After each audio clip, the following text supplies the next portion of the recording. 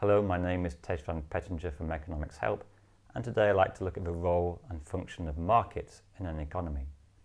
So a market is a place where buyers and sellers meet to exchange goods and services.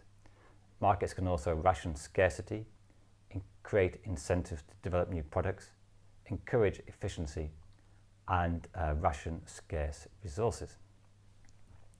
So when you go to the supermarket and buy your weekly shopping, that is an example of a market because you have quite a few different shops you could go to and you can choose what and where to buy. So one of the important functions of markets is that it gives consumers choice. It enables them to buy from the firms that they think are best in terms of low price or best quality. And without markets, it'd be a very different economy because we would be much more limited in the goods and services that we could get. Another important function of markets is that they are self-regulating. They don't need an outer authority to set prices. Prices can be determined by what Adam Smith referred to as the invisible hand. So for example, supposing there's a surge in demand for mobile phones, then this increase in demand might cause a temporary shortage. So firms respond by putting up price, and also in the long term, they will try to increase their capacity to supply more. So a market is very responsive.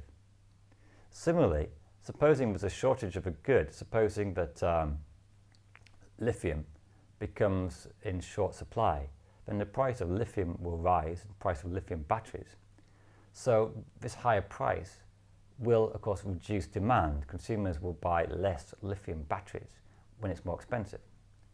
And also with a higher price, there's an incentive for firms to respond to this, either by increasing the supply of lithium if that is possible, or if not, looking at alternatives, looking at different ways to make batteries.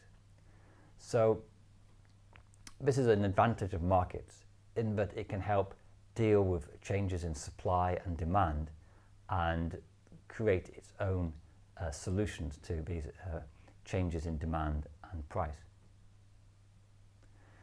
Markets also create an incentive for firms to be efficient, because if you have higher costs than your competitors, then you would become uncompetitive, people wouldn't buy your products, and you would go out of business. On the other hand, if a firm increases efficiency or develops a new product, then it becomes more profitable. So this is an advantage of a market in that it creates these incentives to improve lower costs, improve better products, because markets are very dynamic, they're not static, they're always responding to changes in demand and supply. Now, so far we've talked about the benefits of markets, how they help the economy deal with these basic economic questions of what, how and when to produce. But are there any alternatives to markets? Well, not very many. We could take a centrally planned economy where a central authority decides what to produce, how to produce and what price it is. And this was tried to some extent with communist states like the Soviet Union, with a centrally planned authorities in Moscow deciding how much to be produced. So the market there was not working because the prices were set not by market forces, but by that central authority. And the hope was that this kind of economic system would create greater equality and avoid some of the failures of the market and get goods to people who really need them. But unfortunately, in practice, it led to a lot of shortages and surpluses. The centrally planned economy was very unresponsive. Inefficient firms producing goods that nobody wanted often kept going because they were paid to do so. So there was no real incentive to develop new products, increase efficiency, and the living standards fell behind more market-based economies. Another alternative to markets is, if we go to look at, you could say, less industrially advanced nations, anthropologists look at developing societies with small communities, and they say that their communities can live quite well without markets, and they say there's a form of what they call a gift-giving economy, where people make contributions to the community. If they have surplus, they share it. They don't expect paying for it. And similarly, if someone's in need, then they can benefit from the community provision. So in this kind of society, it's very much based on reciprocity. So you give when you have more than you need, and you take when you are having a difficult time. So this kind of society is quite close also to something like utopian socialism, where people work for the common good and share things equally. But in the industrial, advanced, we could say advanced countries with much bigger size of communities, this gift-giving economy is seen as really rather impractical. It may happen on a local level, but it's hard to imagine a company like Apple giving out phones to those who need it because it's in the interests of greater society. So more or less we tend to depend on markets for the basic provision of goods and services. Now of course, although we mentioned a lot of benefits of markets, they also have a lot of limitations. And the biggest limitation of a market is that it doesn't take into account externalities. So for example, a market may determine that there's demand for coal-powered electricity. So firms make it, but it causes all this pollution, this external cost, damages the air quality, contributes to global warming, and is a very significant external cost.